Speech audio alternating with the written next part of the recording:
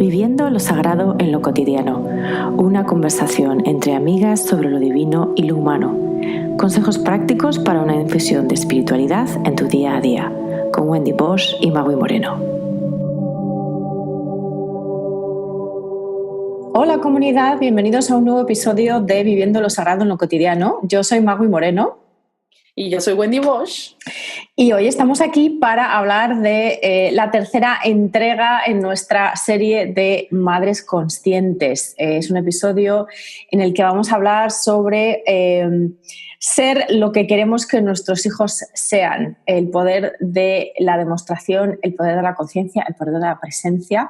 Y decir que yo creo que este tema nos surgió, o por lo menos el título, ¿no? El subtítulo de Sé lo que quieres que tu hijo sea, nos surgió porque en uno de mis cursos sobre crianza consciente utilicé una frase de una persona, de una terapeuta americana que se llama Elizabeth Corey, que me impactó muchísimo y que básicamente decía eso, tenemos que ser las personas que queremos que nuestros hijos sean, ¿no? Y me impactó mucho porque en realidad yo creo que esto básicamente se refiere al poder de la demostración, ¿no? Al enseñar con las acciones y no con las palabras. Porque muy a menudo los padres y las madres somos muy incoherentes. Decimos una cosa y hacemos otra cosa. Entonces, esto tiene que ver, sí, con ese poder de demostración a los hijos, pero también tiene que ver con la autocompasión y con el autoconocimiento, el conocernos a nosotros, conocer nuestras sombras, conocer nuestros gatillazos, nuestros puntos débiles y también conocer un poco nuestra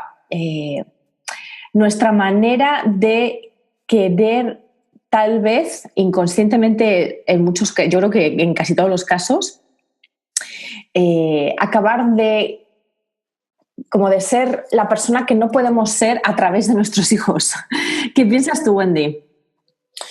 Pues sí, bueno, hola, querida comunidad.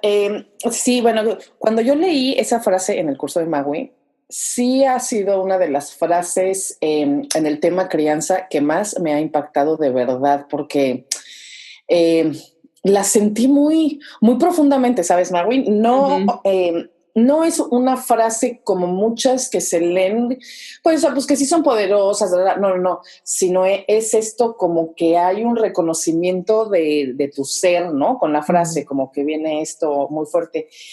Yo creo que es un tema muy complejo, muy complicado y muy sencillo y muy simple al mismo tiempo, sí, ¿no? Pero hay como que, sí, o sea, puede ser muy complejo, muy, muy complicado.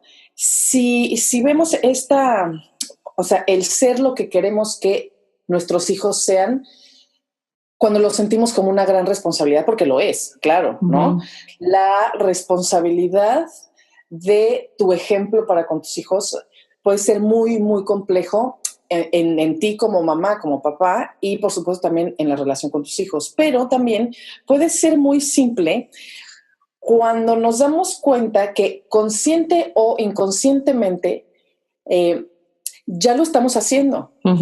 ¿Sí? Entonces hace muchos, muchos años escuché a un maestro que decía que lo que no diga el ejemplo no lo pueden decir las palabras. ¿No? Entonces creo que es importante, y bueno, como a mí me gusta siempre, ¿no? Como dividir desde dónde vives la vida, desde dónde resuelves problemas, o sea, desde el ego o desde la esencia, ¿no? Creo que entonces el ser lo que queremos que los hijos sean, si lo manejamos desde el ego, desde lo complicado, desde la responsabilidad y el estrés, entonces es continuo hacer de cosas perfectas, ¿sabes? Entonces creo que hay muchos papás, sobre todo las mamás, actualmente, que se concentran mucho en cosas como comida orgánica, ¿no? no puede ver ni la televisión ni el iPad, no hay gritos, es todo como muy perfecto, como muy feliz, como todo en orden, con muchas actividades diarias, ¿no? Pues, o sea, con sonrisas, con mucho amor, sin gritos, sin regaños, ¿no? Y creo que, sí, o sea, que son muchas mamás que sienten esta presión interna y social de que sus hijos, o sea, tienen que ser los más sanos, los más inteligentes, los más competitivos, los mejores en lo que hagan, Y yo creo que, o sea, cuando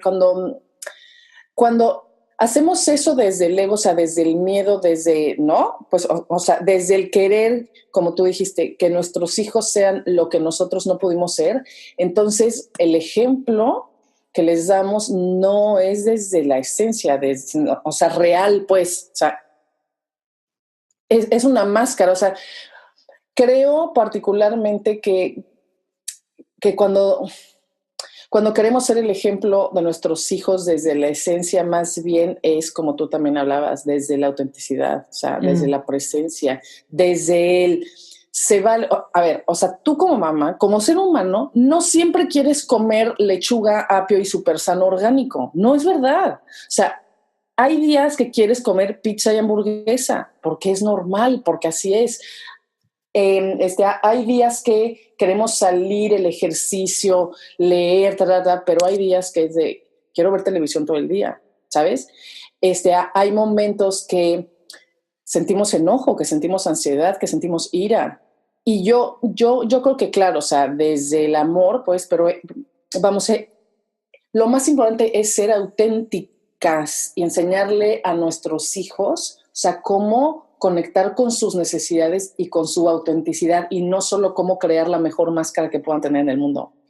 Claro, lo que pasa es que aquí yo creo que lo fundamental es el tema de, y esto lo voy a repetir varias veces durante este episodio porque me parece que es realmente trascendental. Hay que romper la cadena, porque al final somos seres sociales y a todos se nos ha educado para encajar en sociedad, porque bueno, es parte de nuestro instinto de supervivencia.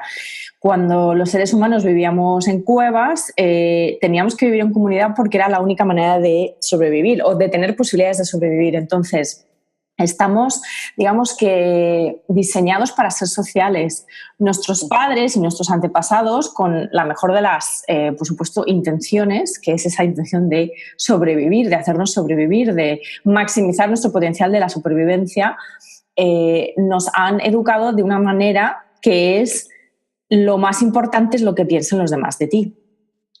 Y entonces, ya solamente darse cuenta de eso y de darse cuenta de que hubo una intención positiva con esa máxima, que no se trata de echarle la culpa a nadie. Todos hemos sido educados para vivir en sociedad y, por lo tanto, para darle muchísima importancia, mucha más de la que le damos a cualquier otra, digamos, a cualquier otro input a lo que los demás opinan de nosotros. Entonces, empezar por romper esa cadena o tomar conciencia de esa cadena, que no significa que ahora nos vayamos a volver todos salvajes, vayamos a ser unos egoístas o unos egocéntricos, no vayamos a vivir en sociedad o no seamos capaces de operar en sociedad. No, por supuesto que no, pero revierte a lo que acabas de decir tú, ¿no? Que es la autenticidad, el aceptar la totalidad de todo lo que somos y quitarnos, por lo tanto, esa, digamos, dictadura del qué pensarán los demás. Y eso lo hacemos muchísimo como madres y como padres, pero sobre todo las madres, que son las que en su mayoría se encargan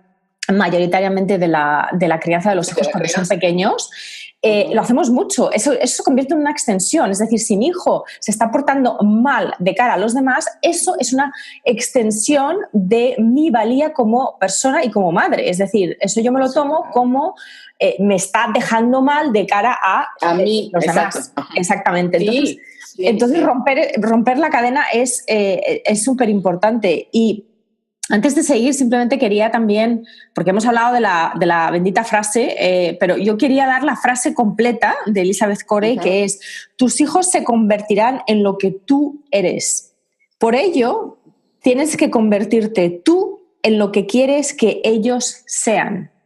No, wow, es que bárbara. Entonces ahí está el tema. O sea, el tema es que a los hijos les vas a enseñar por tus acciones. Los hijos van a poder ser personas tal vez más completas, tal vez con mejor capacidad de gestión emocional, tal vez con mayor dosis de autoestima, de paz interior, de capacidad para, pues para conectar con ese silencio y con esa esencia que todos tenemos dentro, cuando tú le demuestres a tus hijos que eres capaz de hacerlo tú misma, porque tus hijos lo van a aprender de ti.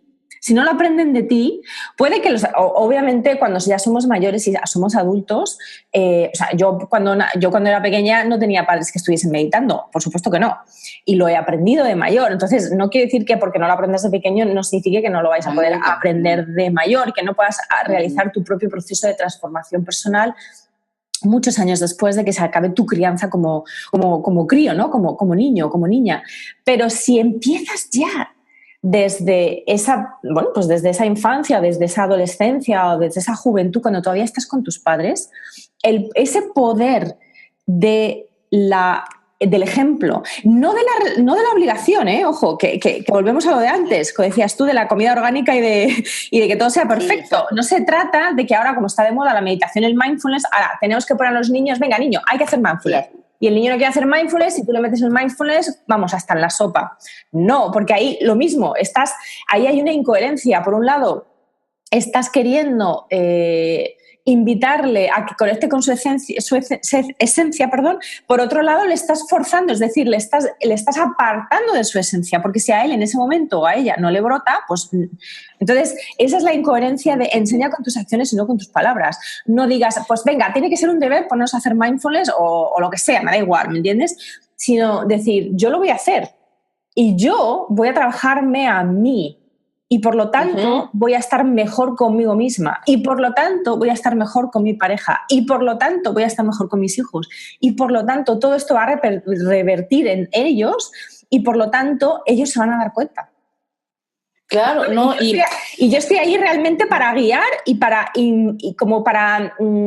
invitar, no para obligar, para invitar. Sí, y bueno, ¿te acuerdas cuando yo te compartí a ti algo que me dijo un amigo? Me dijo, es que Wendy, cuando nos demos cuenta que nosotros los papás somos los guías, pero los hijos son los maestros, exacto, o sea, va a cambiar todo, ¿no? Y ahorita con lo que comentas, o sea, bueno, sin duda, en mi caso particular, ¿no? Como tú sabes, yo llevo en este camino, pues, desde que era niña, ¿no? O sea, siempre me llamó la atención esto, o sea, la espiritualidad y la meditación y todo eso. Sin embargo, aunque leí todo lo leíble, viajé, hice cosas, cursos, definitivamente cuando más he practicado todo eso es desde que me volví mamá. ¿Por qué? Porque, o sea, el ciclo perfecto entre los hijos y los padres, vamos, es ese, es que nosotros, a ver, o sea, nada en este mundo, nada nos puede, ¿cómo se dice? Trigger. Motivar. ¿Cómo? Sí, como sí, como hacer gatillazo, ¿no? Como hacernos reaccionar. Sí, como hacernos, o sea, nada nos hace que nos movamos tanto en todo nivel como los hijos, o sea, emocionalmente, mentalmente, nada, ¿no?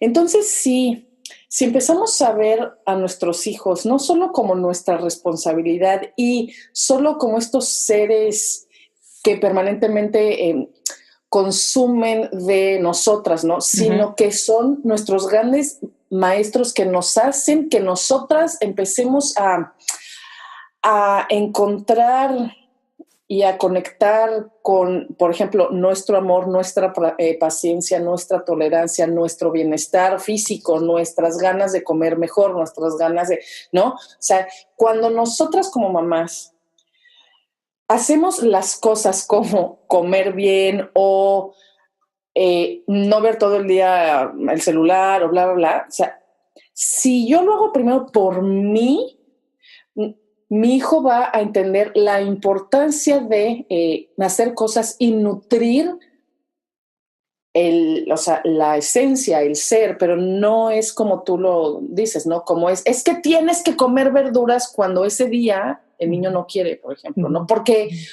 es lo que hay que hacer, o sea, lo que debemos de hacer. Y yo creo también, bueno, supongo que siempre ha existido, ¿no? Pero yo lo noté en mi embarazo, ¿no? O sea, la presión social a las mamás es muy fuerte. Y ahora, mira, yo siento, pero a lo mejor no, que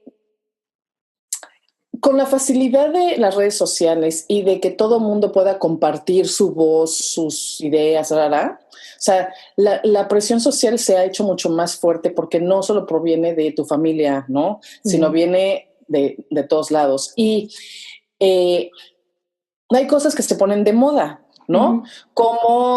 Sí, entonces, o sea, la presión social ahora de que los niños, por ejemplo, se alimenten perfectamente bien las 24 horas. O sea, yo recuerdo en mi niñez, o sea, sí nos daban de comer bien, pero en vacaciones, si comíamos puras papas y salchichas, estaba bien, pues. Yo nunca sentí ni a mi mamá, ni a mis tías, ni a ninguna mamá en ese tiempo como tan estresadas como siento las mamás de hoy. De todas maneras, yo aquí diría también que no hay que, o sea, la maternidad es como cualquier otro, y la paternidad, por supuesto, es como cualquier otro ámbito en la vida. Lo que pasa es que digamos que está o sea, con esteroides, o sea, es un mega ámbito, ¿vale? Pero es como a las personas que, por ejemplo, deciden no tener hijos o en este momento no los tienen, es como, por ejemplo, sería el ámbito de la carrera profesional o el ámbito de la vida social. O sea, ese ánimo de perfeccionismo y esa pulsión por compartir todo y por lo tanto por hacer digamos, de policía social, en el sentido de que todos nos estamos vigilando, todos nos estamos fijando en lo que hacen los demás.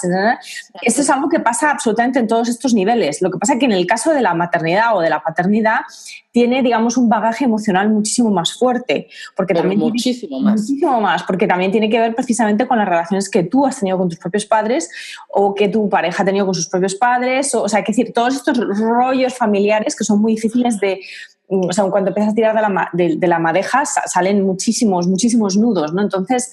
Bueno, espérame, no, sí, sí, vamos, o sea, sentimos a los hijos de manera inconsciente, si quieres, o muy consciente, pues, ¿no? Pero tú lo hablabas, ¿no?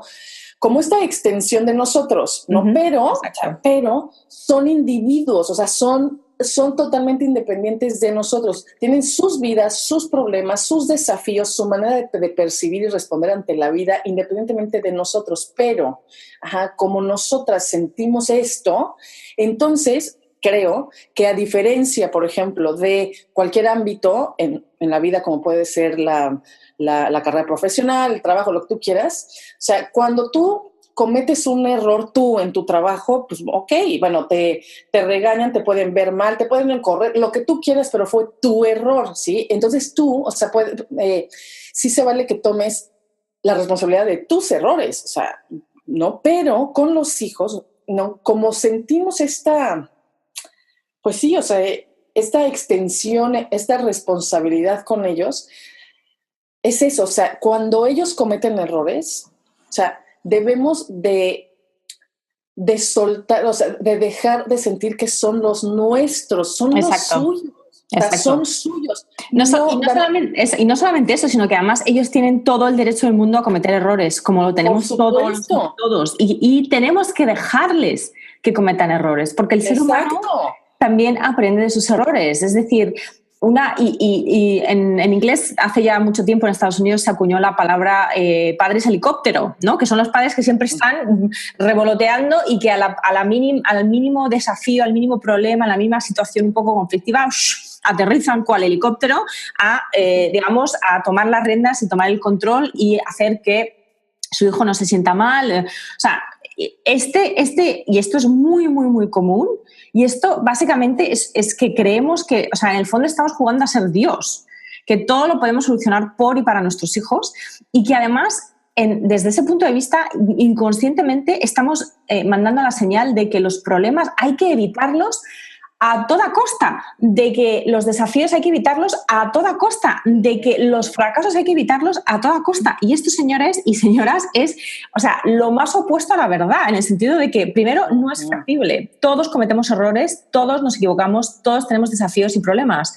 Y segundo, no le estás haciendo un flaquísimo favor a tu hijo o a tu hija cuando le estás protegiendo de la vida y de sus problemas, porque algún día tu hijo o tu hija no vivirá contigo y tú no vas a estar en plan helicóptero por muchas razones, ya sean de localización, de distancia, de lo que sea, y no vas a poder solucionar la vida. Y tu hijo, por lo tanto, va a tener menos capacidad menos resiliencia, como hablábamos hace 2 episodios, ¿verdad?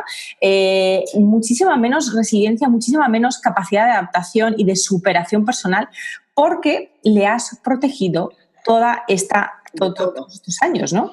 Entonces, hay que tener mucha conciencia del daño que hacemos totalmente de manera inconsciente y totalmente con la mejor intuición del mundo, del daño que hacemos negando, digamos, el hecho de que nuestros hijos son sus propias almas, son sus propios individuos, tienen sus propios caminos y van a tener sus propios problemas. Y nos va a doler mucho verles sufrir. Pero el dolor es inevitable. Sí. El dolor es totalmente inevitable, ¿no? No, pero además también, vamos, o sea, viene desde la época de las cavernas, ¿no? Pero esta necesidad que tenemos los humanos de dividir la realidad en bueno y malo, ¿no? Exacto. Y entonces, así vemos la expresión del amor como bueno y del enojo normal, no de la ira y la agresión, la violencia, no.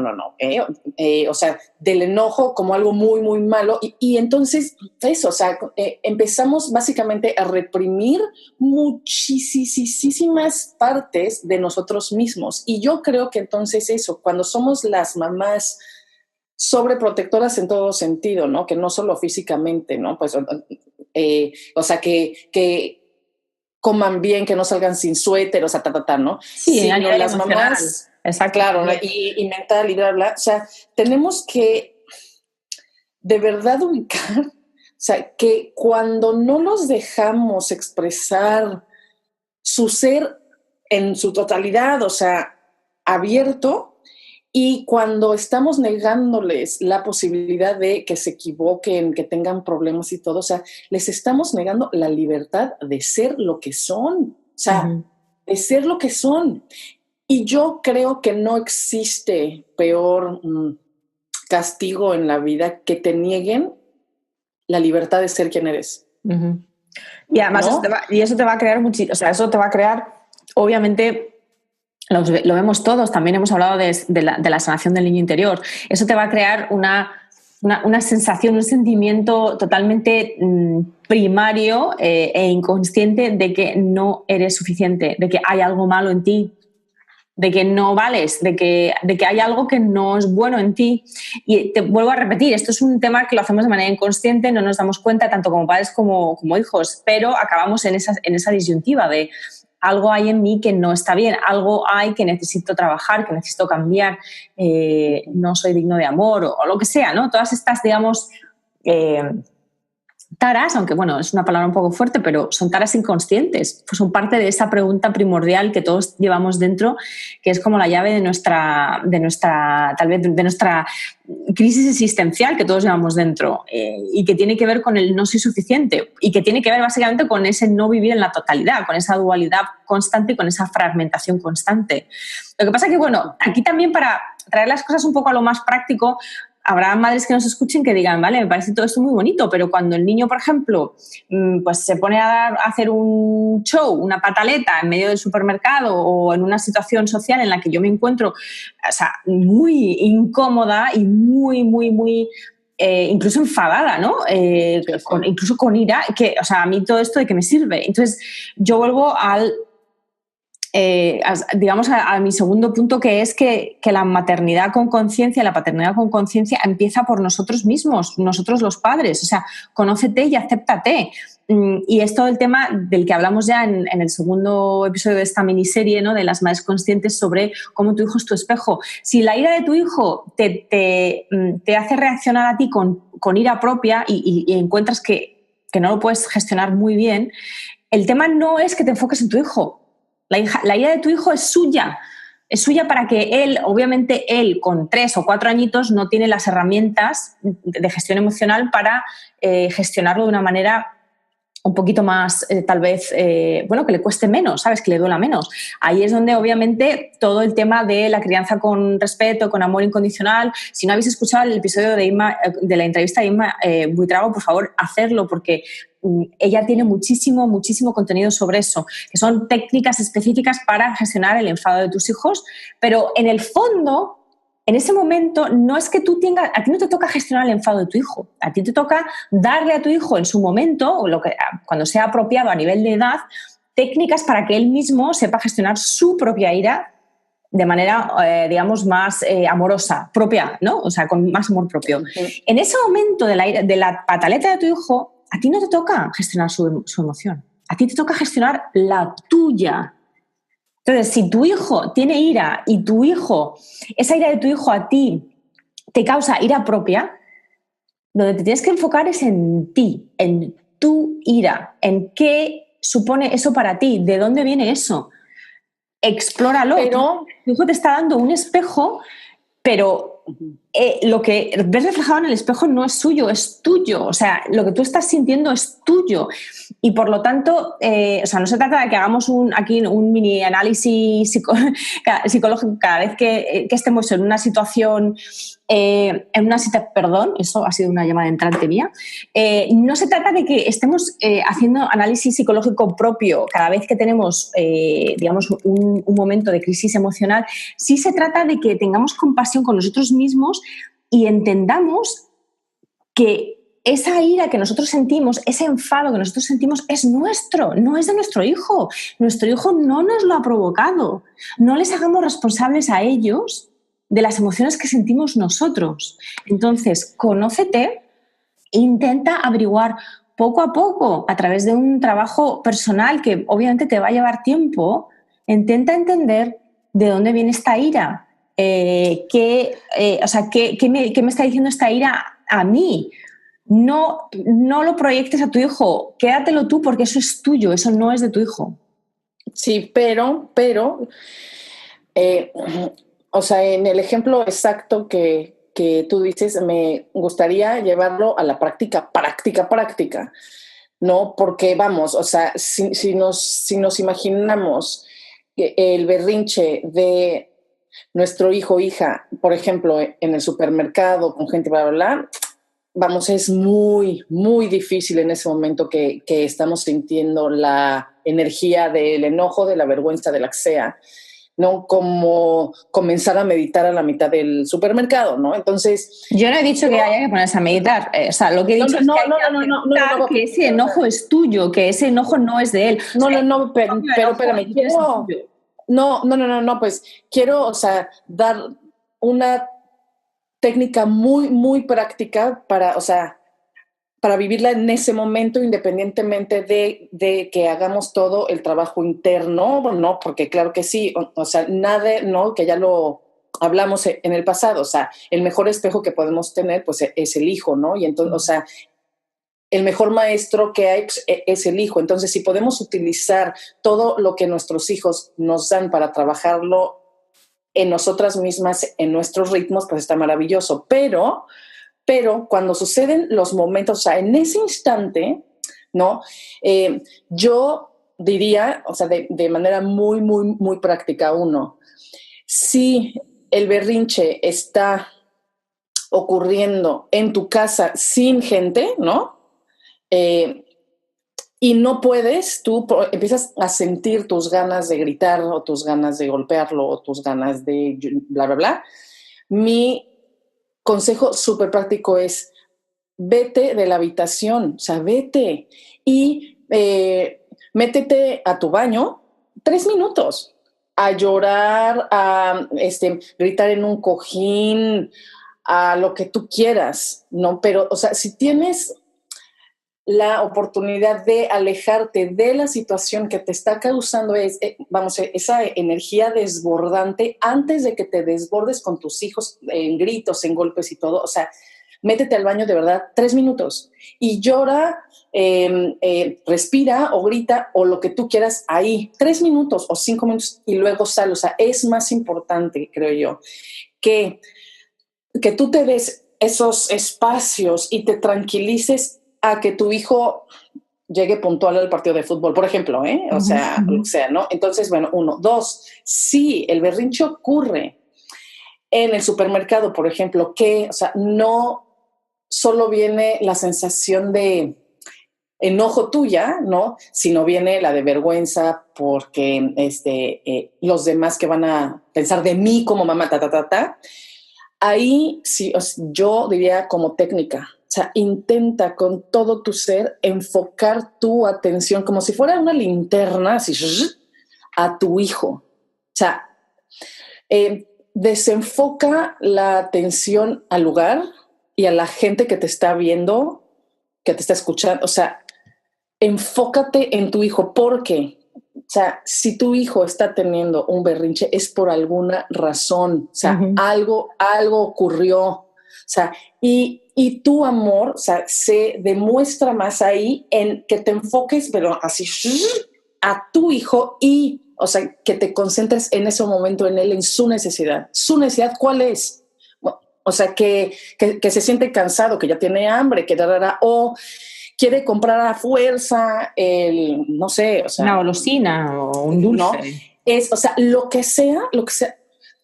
Los niños no gritan y no lloran porque están locos, o sea, de la nada, no. Todo tiene una razón de ser, una causa, todo. Entonces, si vemos que nuestros hijos se están desbordando por alguna razón, yo diría, en ese momento no te enfoques en los demás, en cómo te ven, en tu imagen para la sociedad. No, enfócate en tu hijo, qué necesita, porque ahí sí, o sea, tu trabajo en ese momento es intentar ayudarlo a gestionar su emoción en ese instante, o sea, en ese segundo.